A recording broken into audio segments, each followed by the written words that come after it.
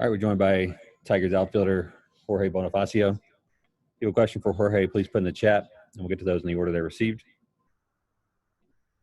Jennifer's going to go through and make sure everybody still has permission to record. And we just ask you keep your microphone on mute to avoid any background noise. Take our first question from Chris McCoskey of the Detroit News. Jorge, how you doing? Welcome back.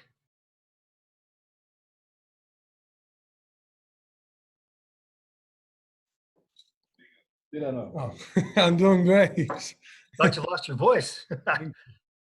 Hey, tell us what the process was like for you, not making the club right out of camp and then going down to Toledo. Were you able to get good work down there, and how do you feel? I feel great. I was like, I just think, I just say to myself, like, trying to be positive as much as I can, and then keep doing my job down there, and then trying to put together like good at bats, playing good in the outfield, and then I feel like that worked out for me. Yeah, was it? Did you have to take a minute to kind of? I mean, did you have options? Could you have chose not to go and find another team, or was your heart you were always going to fight your way back to get with the Tigers? No, like I feel like I was like I needed to stay here and then try to do my job, and then I was like that was it. Okay. And you're throwing you right into the lineup tonight, so no sense sitting around thinking about it, huh? Just jump right into the fire. Yeah, that's great for me. Don't make me think anything, and then just go out there and then do my job. Great. Welcome back, man. Thanks. Thank you. Thanks, Chris. Our next question comes from Evan Woodbury from MLive. Hey, Jorge. I was wondering, just since Casey Mize and Tarek Skubal are up this week, you probably saw a lot of them in Toledo. You probably faced them a lot in Toledo. What was your impression of how they were doing down there? I faced a lot of Mize down there. Like, it was nasty down there. Like, some days, like, they get kind of like, and we got a chance to get a couple knocks. But those days, like, they came, like, we couldn't see anything.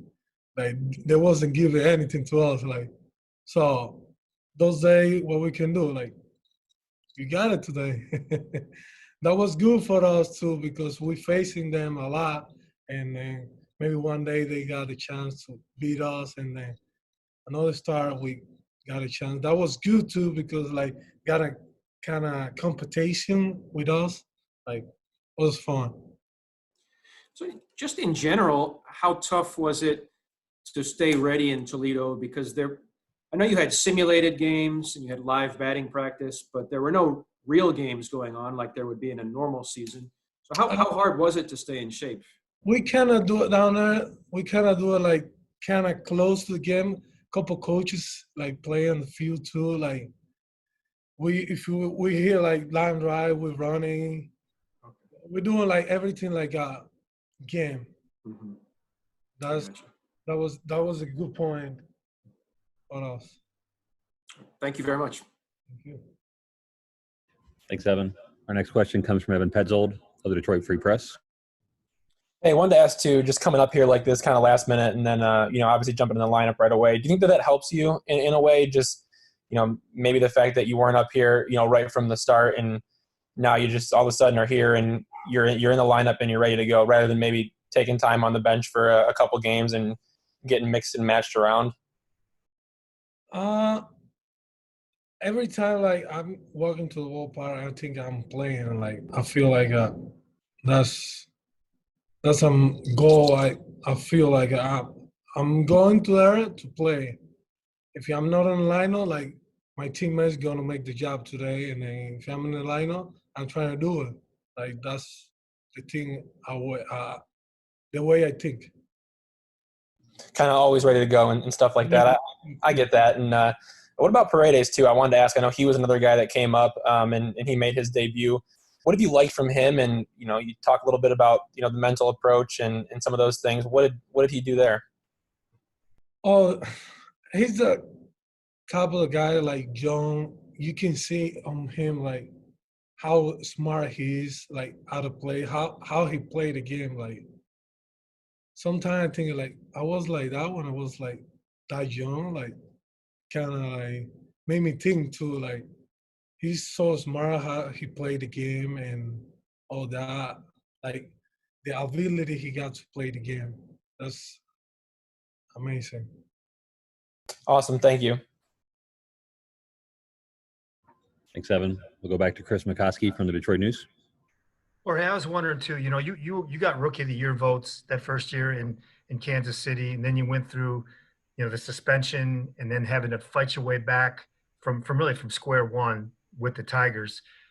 Was there ever a time when you doubted that you would get all the way back up here? No, I feel like I just tell myself like you need to work more than the past to be back there and put those numbers back in there. Like the thing I know I can do out on the field, and then I just tell myself like keep working every day and then try to get better. And in that sense, when you got the call that you were coming up, how rewarding was it? How validating was it? What were your emotions when you got that call? I was talking last night to my brother, and I telling him last night. I got the same feeling I got to the same day I wasn't getting called up. Like I couldn't sleep good last night, like thinking a lot of good things. Like I want to do this, I want to do this, I want to do this, I want to do that, and then that was a good feeling. I feel like. That's awesome. You earned it, man. Thank you. Thank you. Thanks, Chris. Are there any other questions for Jorge? Please put those in the chat.